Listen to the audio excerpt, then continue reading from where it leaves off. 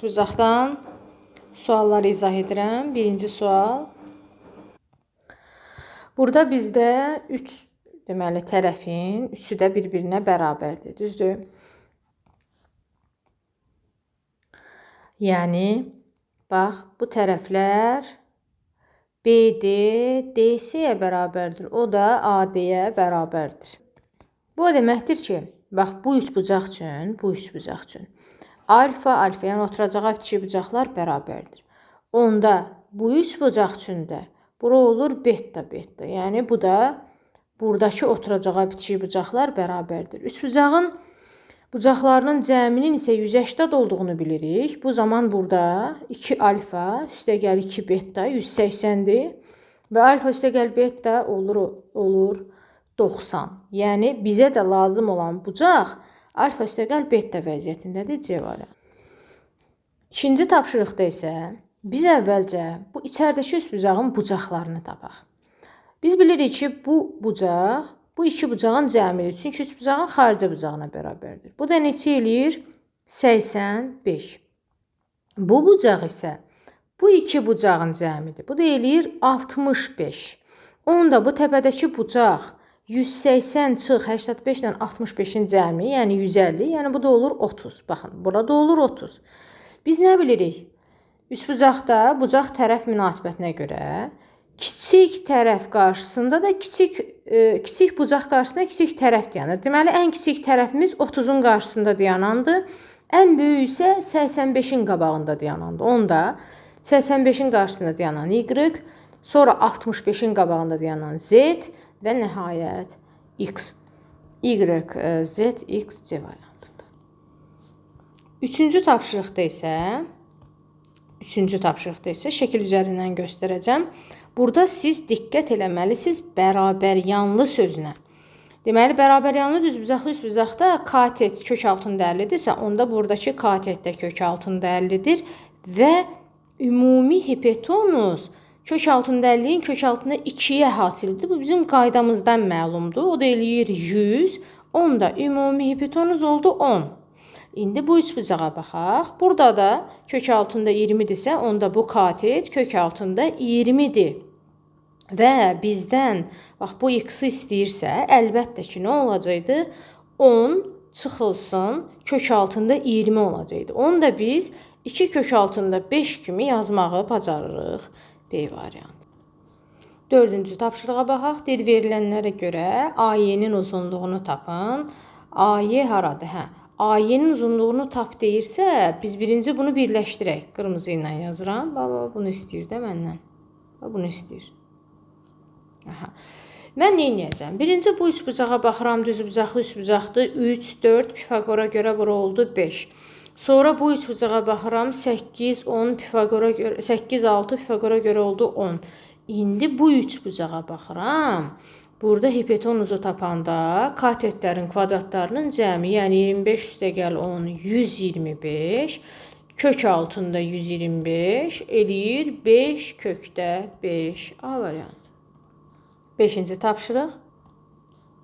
Beşinci tapşırıqda biz bilirik ki, ixtiyari üçbucaqda ixtiyari tərəf digər iki tərəfin cəmi ilə fərqi arasında yerləşir. Onda bir dəfə 9-dan 5 çıxarsan 4, bir dəfə də 9-un üstünə 5 gələsən 14. Düzdür? Və salam 3 keçir bu tərəfə o tərəfə olur 7, 2x və 17. X-i tapanda bölürəm 2-yə 3 onda 5 və 8 onda 5. Mənə deyir ki, ala biləcəyi tam ədədlər. 3 onda 5-dən o tərəfə nə var? 4 var, 5 var, 6 var, 7 var və 8-in özü də var. Çünki 8 onda 5, qabaqda 8 gəlir, sonra 8 onda 5 gəlir. Ona görə 8 bu aralıqdadır 5 dənə. Y variantı. 6-cı tapşırıq. Üçbucağın bucaqları 3, 4, 5-dirsə, 3K, 4K, 5K-nın bilirik ki, 180 olduğunu. Buradan K-nı tapırıq 15. Sadə hesablamadır. Və üçbucağımızın görək bucaqları necədir? Biri 3K-dır. 3-ü vurursan 15-ə 45-dir. Biri 4K-dır. Deməli 60 dərəcə. Gəlin bunu burada yazacağım. 60'ı burada yazacağım. Biri də 5'dir, o da 75, bu da burada olsun.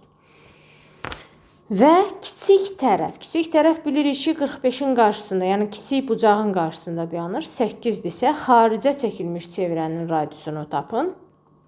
Burada R üçün düsturumuz var ki, A bölünsün 2 vurulsun sinus 45. Bəli, burada biraz deyim ki, trigonometrik nisbətlərdən bilikləriniz lazımdır. Sinus 45'in qiymətini mən sizə deyim, kök altında 2 bölü 2, deməli olur A bölü kök altında 2. A'mız da 8'dir. Deməli 8 bölü kök altında 2'dirsə, irrasionallıqdan azad elək. Sürəti də məxrəcdə kök altında 2'yə vurarıq. Məxrəcdə 2 qalır. İxtisar gedər, qalar 4 kökdə 2. A variantı. 7 nömrənə baxaq. Deməli, mən sizə şəkli çəkdim. Baxın, iti bucağın tənböləni budur və gəlir qarşı tərəflə 60 dərəcəli bucaq əmələ gətirir. Tənbölən dediyinə görə buranı alfa-alfa böldüm. Onda bu bucaq 2 alfadırsa, burada 2 alfadır. Niyə? Çünki bərabər yanlı üç bucaq deyir. Bərabərli üç bucaqda oturacağı kiçik bucaqlar bərabər olmalıdır. Mən buranı alfa-alfa bölmüşəmsə, deməli 2 alfadır. Deməli, burada 2 alfadır. İndi fikir verin bu üç bucağa. Bu üç bucaqda içəridə alfa var, 2 alfa var. Xarici bucağı da 60'dır. Biz bilirik ki, daxildəki 2 bucağın cəmi ona qonşu olmayan xarici bucağa bərabərdir. Onda 3 alfa bərabərdir 60. Alfanı nə tapdıq? 20 tapdıq. Mənə deyir oturacağa bitişik bucaq. Oturacağa bitişik bucaq bu da 2 alfa. Alfa deyil. Çünki bu yarı bölünüb burada. Tamamı 2 alfadır. Onda 2 vurulsun 20. Cavab 40. İndi burada bizə nə deyir? 2 bənd niyə veriblər bəs? Biri 40'dır, biri isə baxaq niyə 2 variant veriblər. Mən buranı 60 götürdüm. Axı ola bilərdi ki, bura ilə 60 əmələ gətirərdi. Düzdür, indi burada düzdür, kör bucaq əmələ gətirir. Amma bura ilə 60 əmələ gətirsəydi, onda xarici bucaq olardı 120 dərəcə. Belə çıxır ki, biz 3 alfa bərabərdir 120 və alfa bərabərdir 40 tapanda, onda bizim bu 2 alfamız dönürdü olurdu 80. Ona görə yazıblar 40 və ya 80 D variantı. 8 nömrə asandır, yəqin öhdəsindən hamı gəlib. Oturacağı kiçik bucaq 40'dırsa, deməli digər bucaq 40'dır. Təpə bucağı tapanda sadəcə 180'dan bu 40'ların cəmini çıxacaqdıq, qalacaqdı 100 dərəcə A variantı. 9'a baxaq. Hipotenuzu 13, bir kateti 12 olan düzbucaqlı üçbucağın daxilinə çəkilmiş çevrənin radiusu. Biz əvvəlcə digər kateti tapmalıyıq əlbəttə ki. 13, 12, onda Pifagora görə tapsaq, digər katetimiz 5 olur və daxilə çəkilmiş çevrənin radiusu A üstə gəl B, A ilə B katetlərdir. Çıx C bölü 2 düsturundan hesablanır. Bu düsturları bilmirsinizsə, uşaqlar, mən qrupa PDF atdım. Birinci açın, onu diqqətlə oxuyun və burada videoda da yeni nə isə öyrənirsinizsə, mütləq qayda dəftərinizə yazın. A ilə B, biri 12'dir, biri 5'dir. Çıxırsan C-ni, yəni 13'ü bölürsən 2'yə. O da eləyir nə? 2. A variantı. 10-cu suala baxaq. Deməli, bizim bir üçbucağımız var. Tərəfləri 2K, 3K, 3K'dır. Gəlin bura 3K, 3K yazaq. Bura 2K yazaq. Deyir ki, oturacaq buradır. Yan tərəfdən 5 cm qısa olduğunu. Yəni, yan tərəfdən oturacağı çıxanda nə olurmuş? 5 olurmuş. Onda K nəyə bərabərdir? Elə 5'ə bərabərdir. Mənə deyir ki, bu üçbucağın perimetrini tapın. Vəssalam, onda bura oldu 15, bura oldu 15, bura oldu 10 və cavabımız olacaq 40. A variantı. 11-ci suala baxırıq. Katetləri 4 olan bərabər yanlı düzbucaqlı üçbucaq. Bərabər yanlı düzbucaqlı üçbucaq katetləri 4-4'dürsə, biz tezdən qaydanı yadımıza salsaq, bura olur 4 kökdə 2. Dediyim kimi qaydaları bilməlisiniz uşaqlar. Düzbucaqlı üçbucağın perimetrini tapın və salamda 8 üstə gəl 4 kökdə 2 C variantı. 12-ci sualda deyir ki, düzbucaqlı üçbucaqda hipotenuza çəkilən median Biz bilirik ki, düzbucaqlı hipotenuza çəkilən median onun yarısıdır. Məsələn, bura A bölündüsə, onda median da hipotenuzun yarısı olmuş olur. Deyir, ondan bərabər tərəfli üçbucağı ayırır. Yəni A, tutaq ki, burada oldu A. Bu üçbucağın deyir, kiçik bucağını tapın.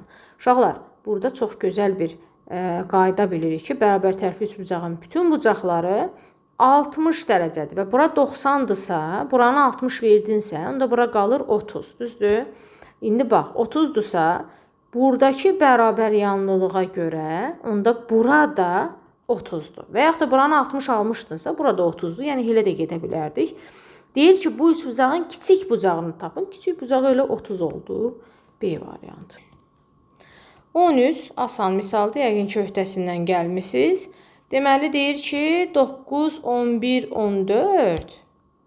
14. Və deyir, bu üçbucağın tərəflərinin orta nöqtələrini. Yəni, bax, buradan ortalarını tapırsan, bunu birləşdirirsən, bunu birləşdirirsən, bunu birləşdirirsən. Yəni, yenidən bir üçbucaq yarandı. Zaten başqa bir şey alınmayacaqdı. Və yadınızda bir şey saxlayın, bunlar orta xətlərdir. Orta xəttə görə hər orta xətt qarşısındakının yarısıdır. Onda bunun yarısı 7, bunun yarısı 5/5, bunun yarısı 4/5. Bunların cəmi nə verir bizə? 19 verir də. Yoxsa səhv hesabladım bir dəqiqə. 4/5, 5/5. Hə, 19 nədir? 17 verir. Üzrlü sayın hesab səhv etdi. Y variantı. 14-ə baxırıq. Bərabər tərəfli üçbucaqda daxilə çəkilmiş çevrənin radiusu R bərabərdir. A bölünsün 2 kök altında 3'dür.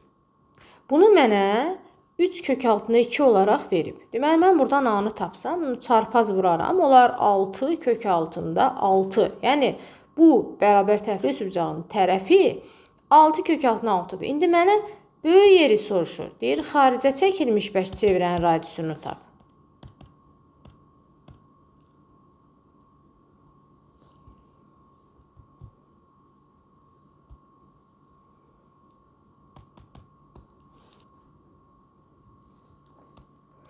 Böyük R bərabərdir isə A bölünsün kök altında 3'dür. A'mız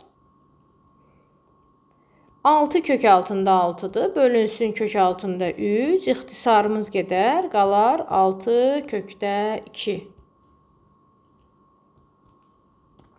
Bu bizim radiusumuzdur və çevrənin uzunluğu bilirik axı 2 pi r düsturudur. Yəni bunu 2-yə vuracağıq. Olacaq 12 kök altında 2. Yalnız yanında pi ilə. O da hansı bənddədir? 12 kök altında 2 yanında pi ilə B-dədir.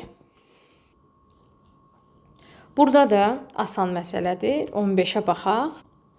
Bunu ayrıca ilə şəkildə izah eləyəcəm. Deməli, AB 20'dir. AB 20'dir. BC o da 20'dir. AC 30'dur. AD'ni tap deyir. Yəni bunu tap deyir. Ümumiyyətlə, tən bölən üçün düsturumuz, bura tutaq ki, n bura n bölünübsə, AD bərabərdir kök altında yan tərəflərin hasili çıxılsın həmən bu m ilə n-in hasilinə. Biz əvvəlcə ayrıca m-ni tapmalıyıq. Mən sizə burada rahat bir yol deyəcəm. Bu m-ni buna yaxındır deyən 20k, tən bölən olarsa ha, başqa vaxt yox. Buna isə 30k deyə bilərik və cəmi 20-dir. Onda 50k 20-dirsə, k nəyə bərabərdir? 0,4-ə. K 0,4-də gəlirik bura hesablamağa. Bu olur 8, bu isə olur 12. Deməli, yerinə yazaq. 600 çıxılsın. Dedik ki, 8-i 12-yə vuracaq. Olacaq nə? 96. Çıxaq. 4, 9-dan 9, 0 və 504. 504'ü də vuruqlarını ayıraq ki, kökü görək neçə çıxardarıq. Bunu 36 vur 14 kimi yazsaq, 6 kök altında 14 B variantı.